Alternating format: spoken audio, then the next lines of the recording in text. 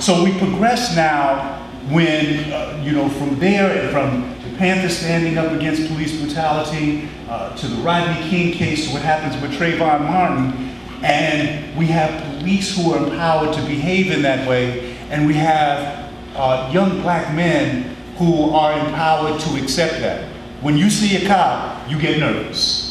Even when you see a black cop, you get a little bit nervous, because even though you know you're coming home from the Eagle Academy with your uniform on, you have seen enough and heard enough to feel that they are not really there to protect you, but to protect other interests in the community.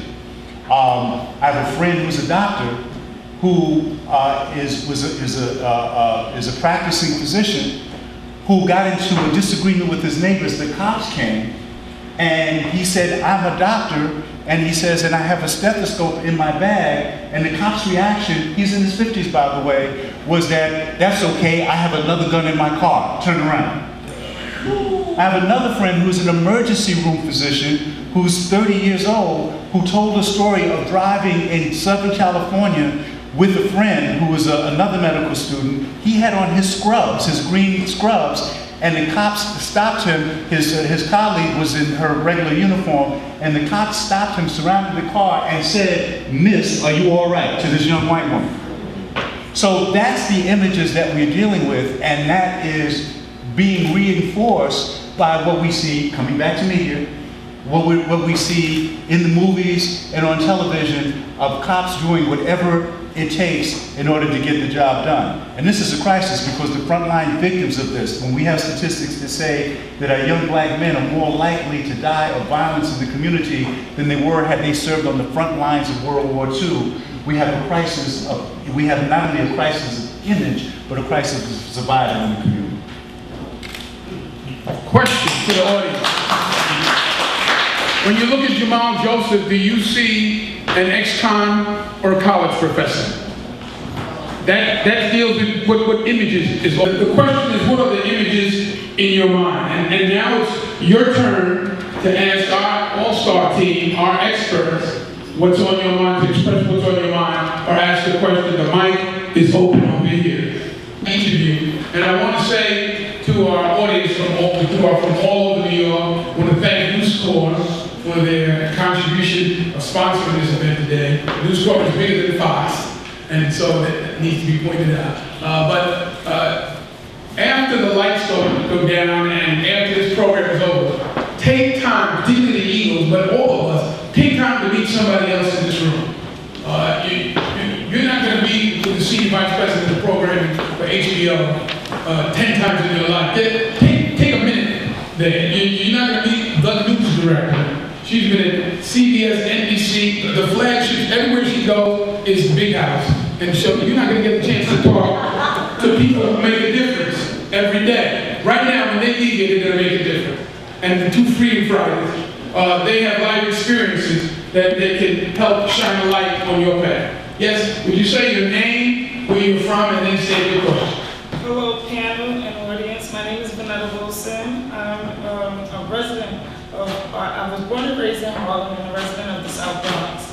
I attend the College of New Rochelle. Currently, I'm a sophomore student. I'm doing very well in school. And yet, I still find that I'm lost. Even though I'm in school and currently I want to fulfill my obligation by graduating, I just don't know what direction I want to go with my voice.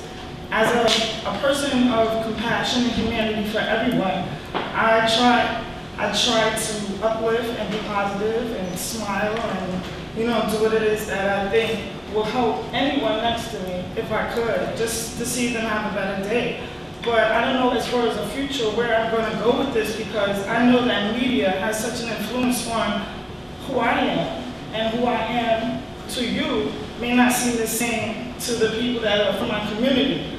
But I want to make a difference for my voice to the world. I want to be someone.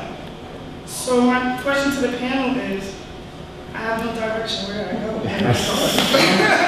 going to take the prerogative of the chair and direct that to the college professor. Thank you. Sister, what is your name again? Vonetta Wilson. All right. I run a program called Impact Repertory Theater. Those were the young people, 30 of the young people that were with me when we were at the Oscars, but over 1,000 young people have passed through the program. And we call it a creative arts and leadership training program, where we use the creative arts and social justice to create what we call, if you combine an activist and an artist, we call them artists. People who are using art in order to make a change. And so I'll give you our contact information, but there's a concept that I just want to share just very quickly. In World War II, when the ship was in danger, they would send out an SOS, and that meant save our ship.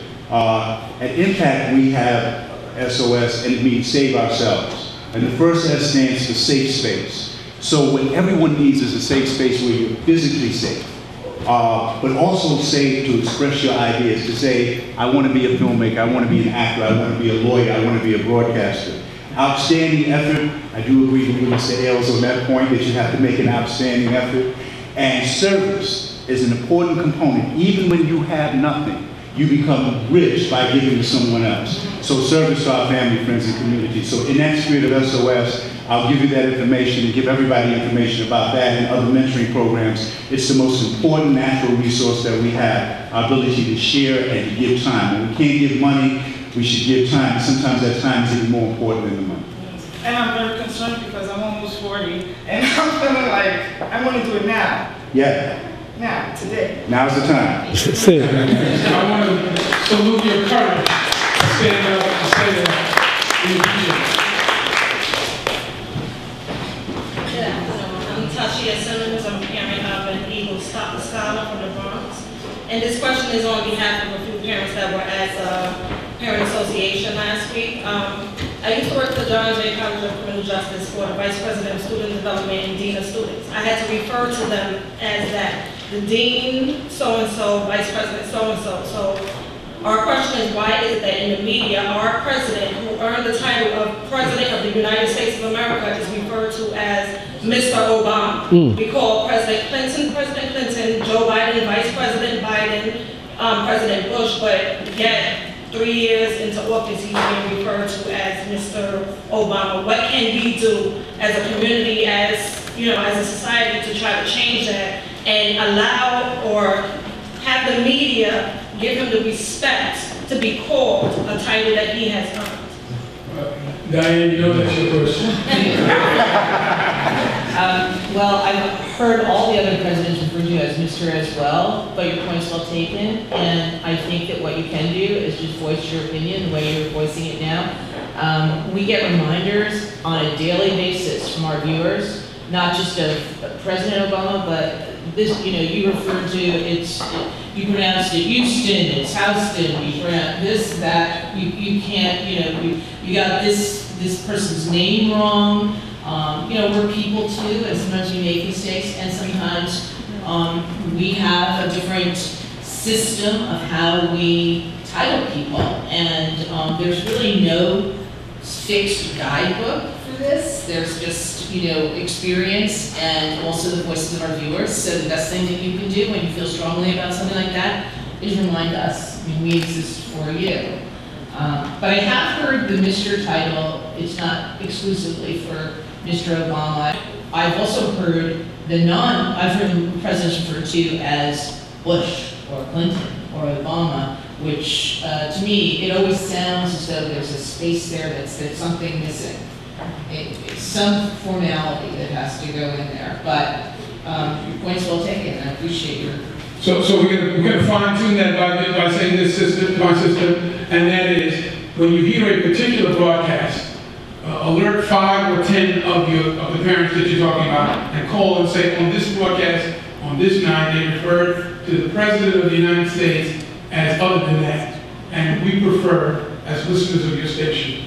In other words, get organized, get a plan, and then execute.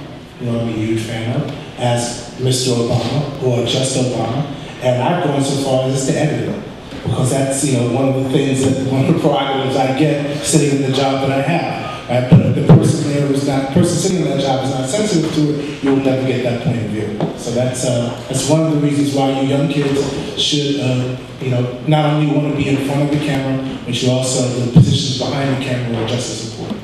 We've got time constraints, so I'm trying to get everybody here. This is 10 seconds. A wonderful actor named Daniel Beatty has a play, and a line in the play is great. He said, you know, he and his friends used to call themselves the N-word, but since the election, they look at each other and they go, "What's up, President?" So for the Eagles, like to each other, "What's up, President?" Because that's what that means. We can refer to each other differently as well. Thank you. My sister. Name? Yes, my name is Kalisha Hollis. I am a graduate senior here at Columbia College. Welcome. Thank you so much to the panel. One of my roles here at the university, at this school, has been as a mentor. And I am, I guess, transitioning out of my role as the Black Family Tree Chair of Columbia Mentoring Initiative. And I'm always, I guess, concerned about my students and how to really effectively build mentoring relationships. And so, to the panel, really is an open question. What does effective mentoring look like? What does the contact look like with students and building relationships not only academically but professionally? Thank you. Professor and Carrie. Active mentorship is hands-on, and at the graduate film program, we have an organization called Focus that the grad students have, and it's called Filmmakers of Color United in Spirit. And when the organization first started, students had a lot of problems with diversity and sensitivity from professors, and we decided early on it had to be more than just complaining. So what Focus does, they just finished a workshop where they did training in filmmaking for high school students, took a group of 10 students and took them through an amazing workshop free of charge, hands-on. So it's that kind of mentoring in terms of whatever we do, and sometimes it's not waiting for the funding and it's not waiting for permission. Pastor talked about the Panthers Breakfast Program, which was started just by Panthers realizing kids were going to school hungry. That you couldn't expect a first grader to learn that 3 apples plus 2 apples equal 5 apples, and their stomach is growling. So they got churches to open up their kitchens, they went to local vendors and got food donations and started that. So mentoring looks like whatever skill you can offer. Going to community partners, community centers and schools, and then getting small groups of young people and spending some active time with them once or twice a week. That means so much, and they will remember that. It's hands-on active mentoring.